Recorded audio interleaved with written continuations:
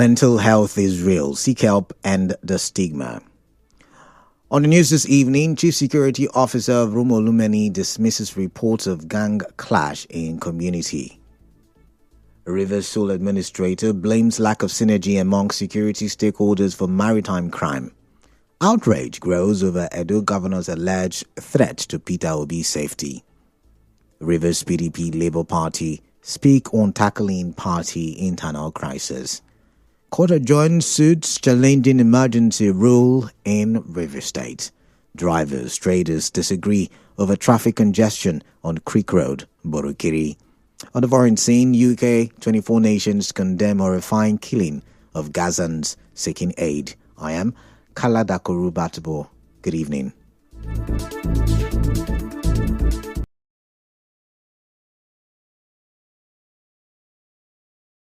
Mr. Kenneth Olumini has dismissed reports of a gang clash in the area.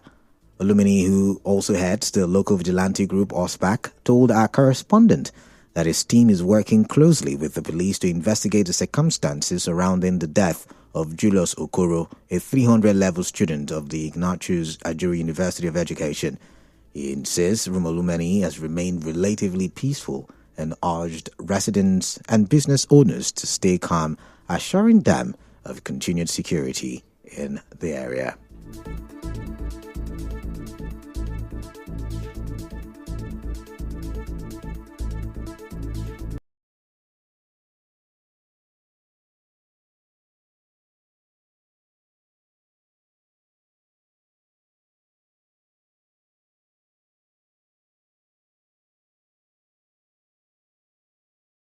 When we saw this dead body, but as I'm talking to you for now, I don't really know what would have led to that.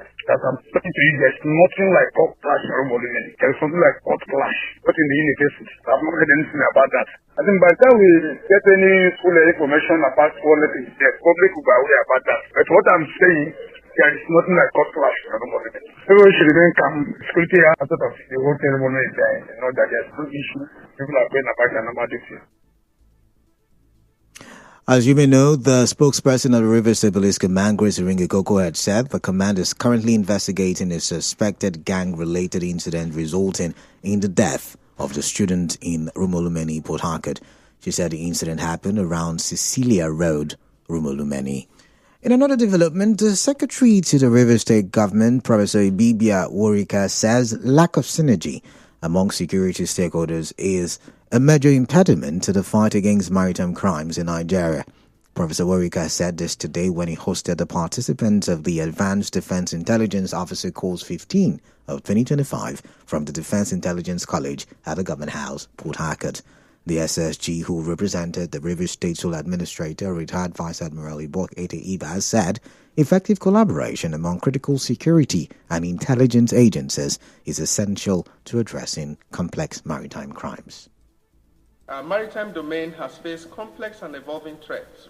These activities, often coordinated by well-organized transnational networks, not only endanger lives and property, but also threaten the revenue streams that are critical to Nigeria's economy and invariably our daily lives. While our armed forces and security agencies have made commendable and notable progress in curbing maritime crimes, the fragmentation of intelligence and limited synergy among stakeholders continues to create vulnerability.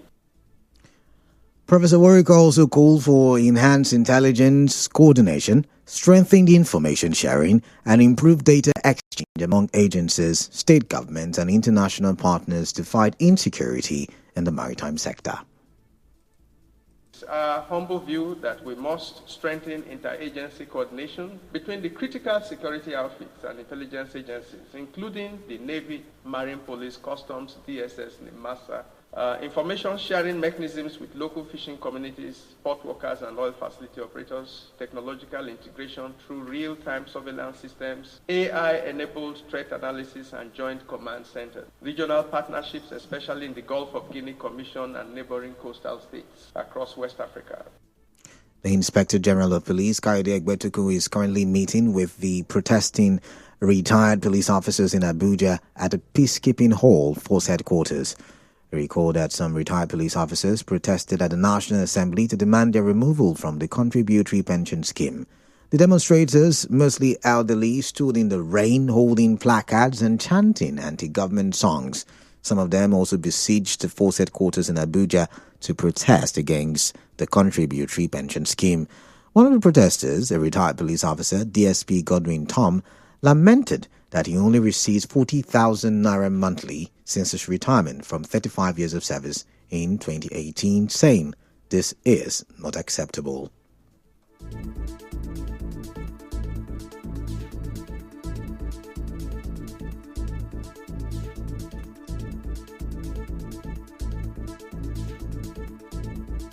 Away from that, there is growing outrage across Nigeria over a statement by Edo State Governor Monday Ekpegbolo suggesting that Labour Party chieftain Peter Obi must seek security clearance before visiting the state. The remark, widely seen as a threat to Obi's safety, has sparked strong criticism from citizens and civil society. Speaking with correspondent Soibu Ruwari, electoral reform advocate Ezenwa Wagu said he is not surprised, describing the governor's comment as a typical attitude of political leaders, both past and present.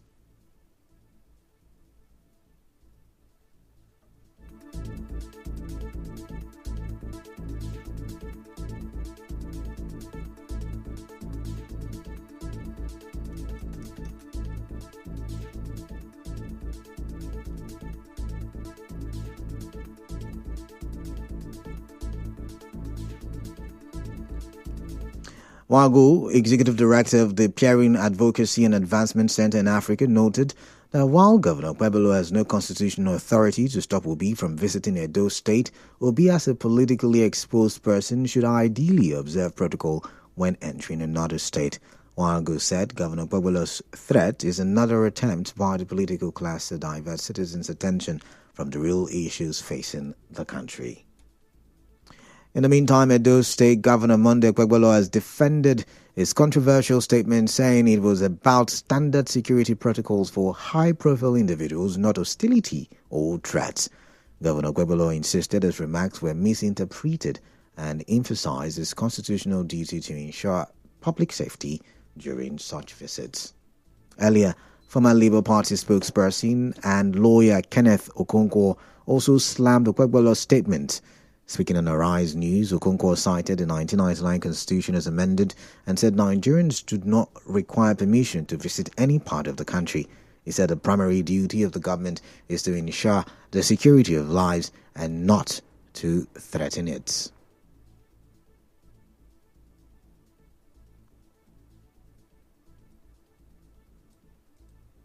Do you need permission to go to any state? What protocol is it? Does Peter Obi appear to you as a man that can threaten anybody's life? The primary duty of any government is to ensure the security and life of the people in your state, in your territory. And this is a governor that is rather threatening the lives of the people in his state, in his government. What's a governor?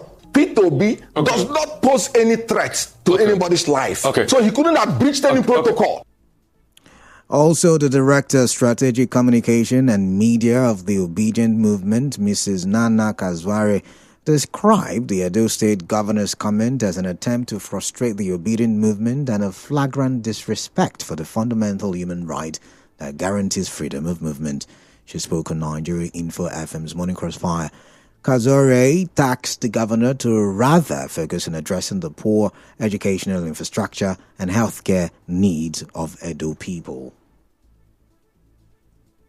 Section 41 of the Nigerian Constitution guarantees freedom of movement. It is wrong and very disrespectful of the Edo State Governor to say that Peter Obi's safety can never be guaranteed, and I'm serious about it. You're not serious about the educational system in your government. You're not serious about the healthcare. There's a lot of work for the governor to do to show that he's in step and he's not tone deaf to the people of Edo State. Edo State people are known for calling themselves the headquarters of the Obedient Movement. We won Edo State in 23. Mrs. Kazara expressed concerns that the police and other law enforcement agencies are yet to condemn Ekpegbolo's statement.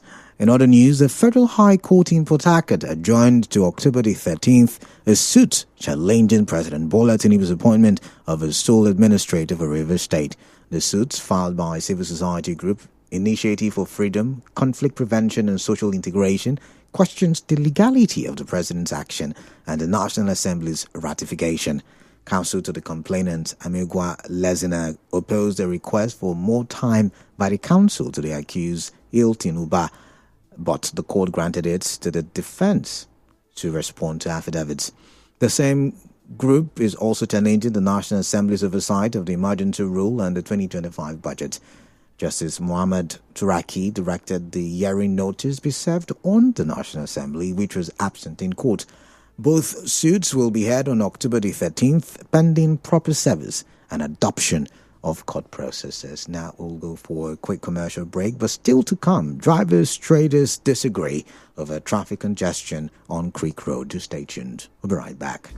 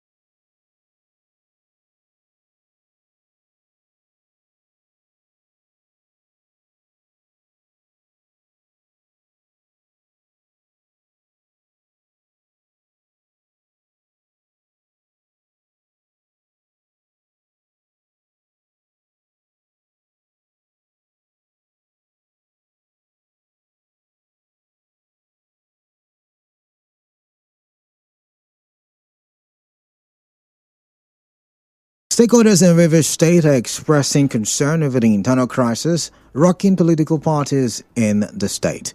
In an interview with correspondent Soibio Ruwari, a former commissioner for employment, Dr. Lilonu Wibubasa, said he fears the People's Democratic Party may not survive its current internal crisis given the wave of defections. Dr. Wibubasa also said the party is likely to witness even more defections, casting doubt on its ability to function as a credible opposition amid the emergence of the African Democratic Congress in the political space.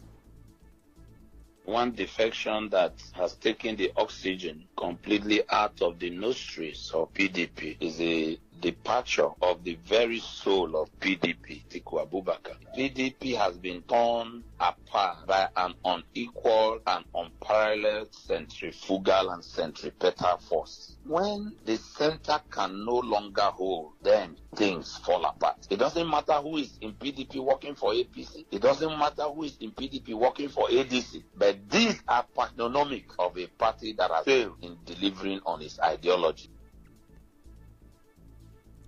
On his part, former Commissioner for Information and Communications, Ugbona Wuke, said despite the internal crisis facing the PDP, it is not yet time to give up on the party. What you are seeing is a departure of people who perhaps think those within a strange bedfellows. PDP would leave, and then for as long as it has members, people who are committed to those real ideals that made the PDP different from all the other parties, the PDP would leave. So I don't imagine that oxygen has been snuffed off. The party is still alive, even though many might think it's too late, that the party is beginning to react to realities on ground. It takes some time for the wounds to heal completely. It's not time yet to give up on the PDP. It's not time at all. Also speaking, the secretary of the Obedient Movement in Rivers State, Gogo Wellington, said the national leadership of the party has resolved the internal crisis in the party and urged INEC to contribute to the internal crisis, or not to contribute to the internal crisis. There is a conundrum in INEC. We know what is playing out, but the Supreme Court judgment was clear. INEC as at now has not even said it is this person or it is that person. They are saying they are trying to do some reconciliatory work that we do not even deem fit for them as at this moment, because there is a clear judgment of the Supreme Court. The neck of the party has met and decisions have been taken. It's just for them to abide by such decisions. INEC cannot continue to recognize, because this is a case of the judgment of the Supreme Court. INEC cannot blatantly just go against the judgment of the Supreme Court. We are waiting for them to make such steps now. The former Rivers State Labour Party spokesman explained that the steps taken by members of the National Executive Council NEC resolved the crisis following the Supreme Court judgment. The situation at or in the Labour Party at the national level is quite clear. The Supreme Court gave a judgment. It is the decision of the party as to who leads or does not lead the party. The National Executive Council of the party met, nominated and ratified Senator Nenadi Esther Usman as the chairman of the caretaker committee of the Labour Party. And that is where it stands. Peter Obi has agreed, along with other leaders, that the ADC is the coalition platform. In other news, the recruitment portal of the Civil Defense, Correctional, Fire and Immigration Services Board has reopened after a temporary suspension caused by technical difficulties. In a statement today, the Civil Defense, Correctional, Fire and Immigration Services Board confirmed that the issues have now been resolved and apologized for the inconvenience experienced by applicants. The board had earlier paused the recruitment process for the 4 paramilitary agencies under its supervision following serious glitches on the portal.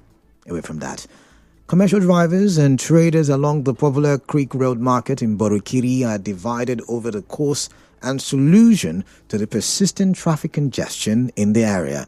While the drivers blame street trading for daily gridlock and a drop in income, they are calling for a special task force to clear the road and restore sanity.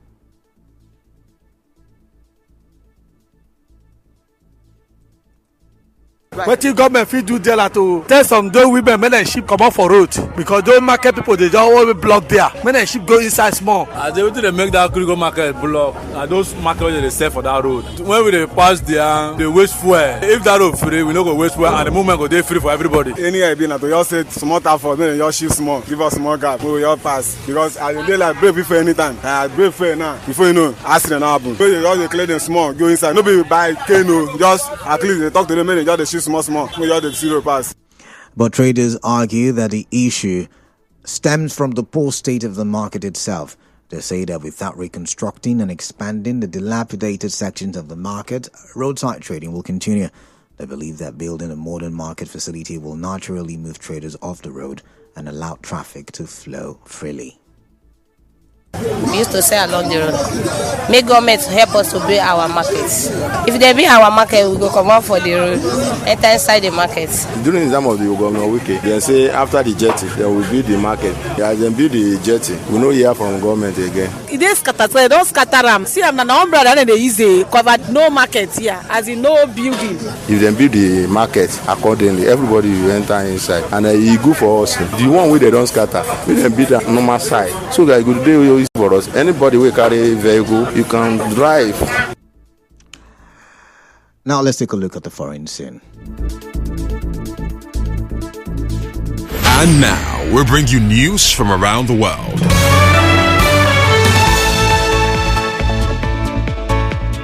The UK and 24 other nations are condemning the killing of hundreds of Gazans trying to get food from Israel's aid operations. In a joint statement, the country said the suffering of civilians in Gaza has reached new depths and called for an end to the war in Gaza and the release of Israeli hostages. Earlier today, Israeli tanks launched their first ground assault on Deir al-Balah in central Gaza, with smoke seen billowing over the city.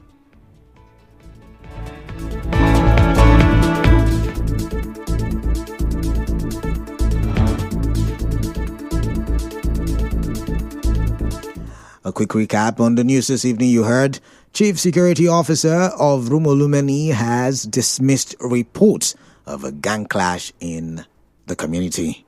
Rivers Toll administrators blamed lack of synergy among security stakeholders for maritime crime.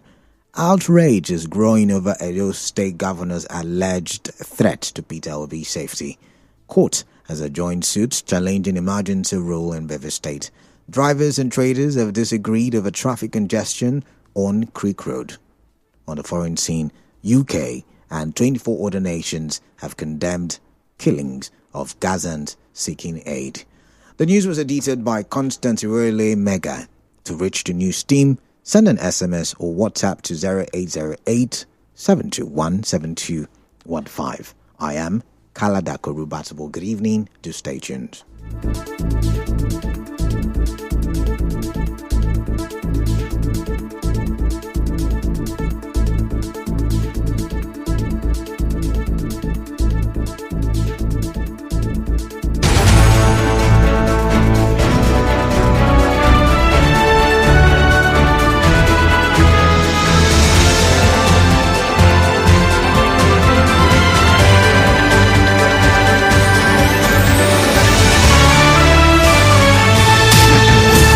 All talk and more talk on Nigerians' #1 talk station.